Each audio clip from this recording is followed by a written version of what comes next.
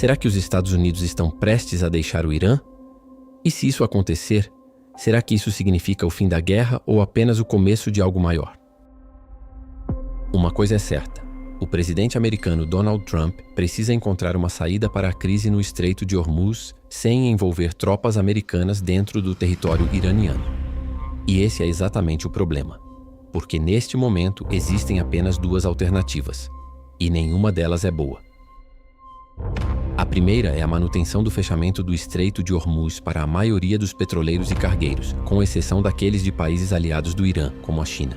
Esta situação é economicamente insustentável porque geraria um colapso econômico silencioso, com um barril de petróleo que podendo chegar até $200 ainda em junho e o galão de gasolina atingindo $8, quando antes da guerra era de $2,90.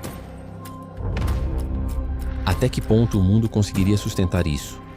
A segunda alternativa é ainda mais arriscada: uma intervenção militar com operações como a tomada da ilha de Karg e outras ilhas no Estreito de Hormuz, além de incursões por trás das linhas inimigas. Mas isso abriria um outro tipo de problema. Inclusive, já mostramos aqui no canal como essa ilha pode mudar completamente o rumo da guerra. E quando se fala em encerrar essa guerra, fica cada vez mais claro que a solução pode não ser tão simples quanto parece, porque os próprios Estados Unidos já indicaram que talvez não consigam cumprir aquilo que seria essencial: reabrir o Estreito de Hormuz. Nesta terça-feira, dia 31 de março, o presidente americano Donald Trump afirmou a repórteres na Casa Branca que a saída dos Estados Unidos do Irã deve ocorrer dentro de 2 ou 3 semanas. A declaração foi a mais clara de Trump até o momento sobre sua intenção de encerrar em breve uma guerra que já dura um mês.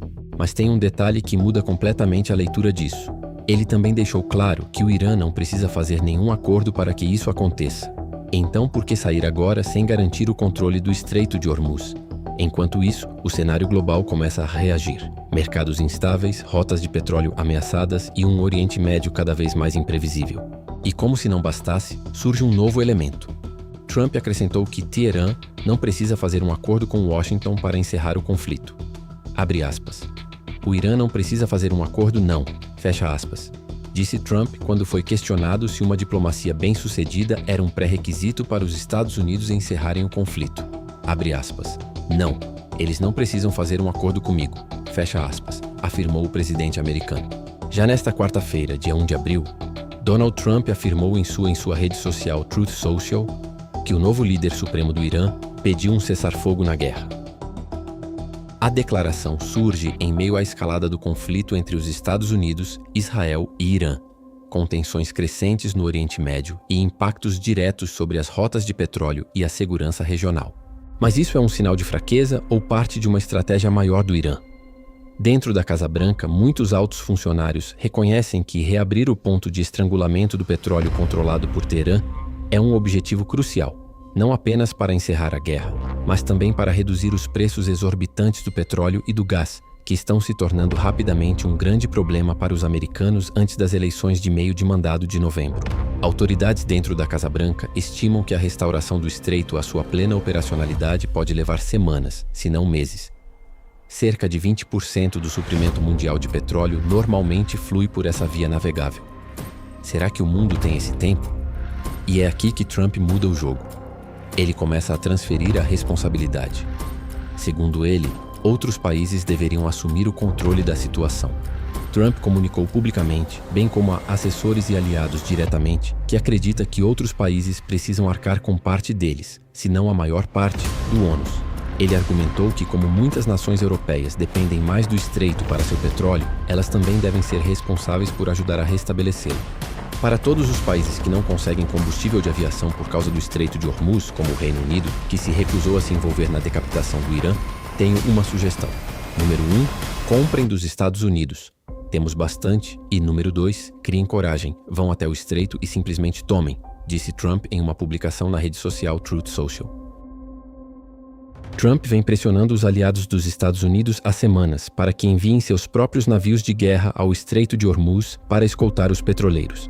Ele está cada vez mais frustrado com o fato de ninguém ter concordado em intervir enquanto a guerra ainda está em curso. Mas por que os Estados Unidos, a maior potência militar do mundo, estariam recuando agora? Porque encerrar essa guerra, com o Irã ainda controlando o estreito, poderia ser visto internacionalmente como uma derrota estratégica para os Estados Unidos. O Irã sairia dessa como vencedor, com a sensação de que conseguiu se proteger de novos ataques.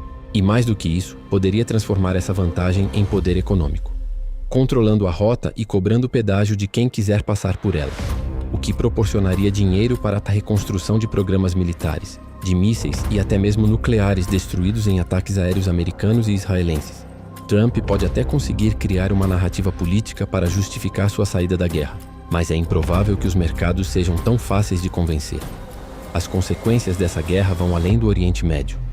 Elas agora apontam para um possível rompimento ainda mais profundo entre os Estados Unidos e seus aliados históricos, uma fratura na chamada Aliança Transatlântica.